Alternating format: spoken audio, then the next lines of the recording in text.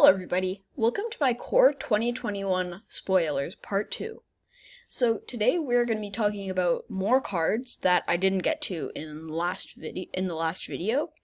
So I think this is going to be a really fun set from the looks of it.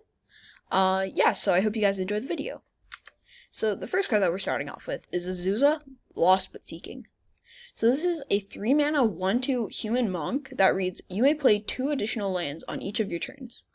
So I think that this is a really fun card.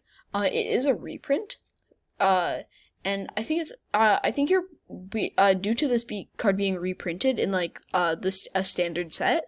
It's you're gonna be seeing it more frequently. So I think it might change a little bit of Commander, but otherwise, people who want Azusa in their deck might already have her in the deck because she is a reprint. The next card that we have is Grim Tutor. So this is a 3-mana sorcery that reads, search your library for a card, put that card into your hand, then shuffle your library, you lose 3 life. I think this is a really fun looking card. It's a tutor, and it's probably a lot, I'm assuming it's going to be a good budget option for people who might not be able to afford like a demonic tutor or something like that. So I think it's going to be a really fun card, and I'm probably going to put it in a couple of my commander decks. So, Double Vision is a 5-mana enchantment that reads, whenever you cast your first instant or sorcery spell each turn, copy that spell. You may choose new targets for the copy. So, I think this looks like a really fun card, personally. I'm probably going to put it in a couple of, like, my instant sorcery base decks, like maybe Niv Mizzet or the Locust God. I think it's going to be a really fun card, and, so I'm not really sure what it's going to do to Commander. It's probably going to be in a lot of fun decks, though. So the next card we have is Mengar the Diplomat. So Mengar the Diplomat is a 4-mana 2/4 human cleric with lifelink, and it reads, if an opponent attacks with creatures, if 2 or more of those creatures are attacking you and or planeswalkers you control, draw a card. It also reads, whenever an opponent casts their second spell each turn, draw a card. So I think this would be really good to make like a control deck or a pillow fort deck around. It might go good inside of an Azorius control deck or something like that. So, this is why I think that is because, so for the control, I think it'd be really good because since a lot of creatures are going to be attacking you, so you get to draw cards from people attacking you. And also whenever an opponent casts their second spell each turn, draw a card. And in a control deck, when they cast their second spell, if it's scary, then you can counter it and still get the draw effect because they still cast it. The reason why I think this would be a good pillow fort card is because if it reads, if 2 or more of those creatures are attacking you and or planeswalkers you control, draw a card.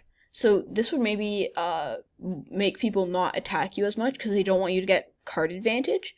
The second part of the text isn't that relevant for the pillow fort strategy, but it's still a very good part of the card. So Vito, Thorn of the Dusk is a 3-mana 1/3 vampire cleric that reads, whenever you gain life, target opponent loses that much life. So I really, really like this card, and I think I can make a really sweet vampire deck around it. The only issue is that he doesn't have white in him, so he's not Orzhov, which ideally when you make a vampire deck, you probably want it to be Orzhov. I think you can still do a lot of fun things with this card, and yeah, I think it would make a really cool commander. I'm probably gonna be making a commander deck about that. So Bassriket is a 3-mana planeswalker that has 3 loyalty. And his +1 is to put a 1/1 counter on up to 1 target creature. It gains indestructible until end of turn.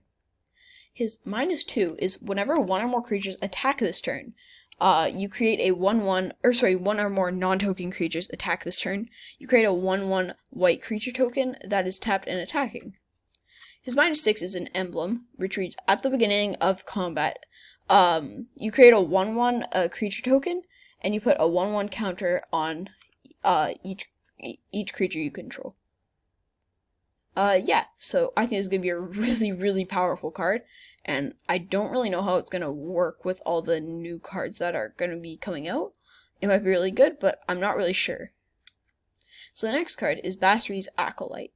So Bassri's Acolyte is 4 mana for a 2/3 cat cleric with lifelink, and it reads, when it enters the battlefield, put a 1/1 counter on each of up to 2 other target creatures you control.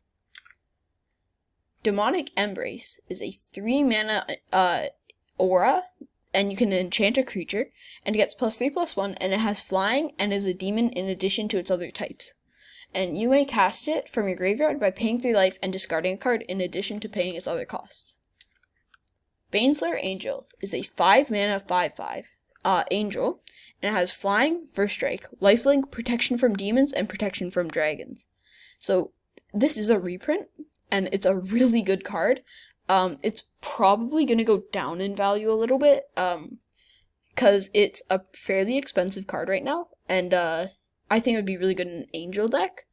I know in other formats it's good in control decks, but I think it'd be really good in angel decks, even though it's a reprint, and people who have an angel deck will probably already have this card, but this might create a window for people who want to get into an angel deck like this so they can. So Ugin the Spirit Dragon.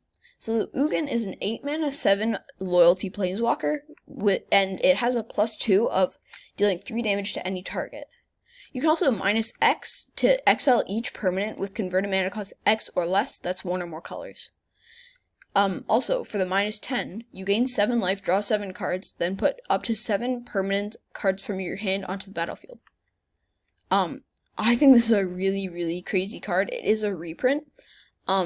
Yet again, I'm not quite sure what it's going to do to Commander, because yet again, people who want an Ugin probably already have him. He is very expensive though, so I think it would be really interesting to see what he does to like the format. But I think it's gonna be really fun. Massacreworm. So this is also a reprint. It's a 6 mana 6/5 worm. And when it enters, creatures your opponents control get -2/-2 until end of turn. And whenever a creature an opponent controls dies, that player loses 2 life. So the thing that I like about Massacreworm is that his first ability and second ability are different.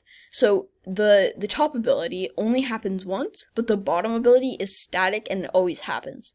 So I think this is a really cool card, and I'm really happy to see this card being reprinted. So that brings us to the end of the video. I hope you guys enjoyed the spoilers. I might create another video depending on how many spoilers come out. Make sure to like and subscribe, and post a comment to see if you guys want another video like this to come out. So I hope you guys all have a great day, and see you later. Bye bye.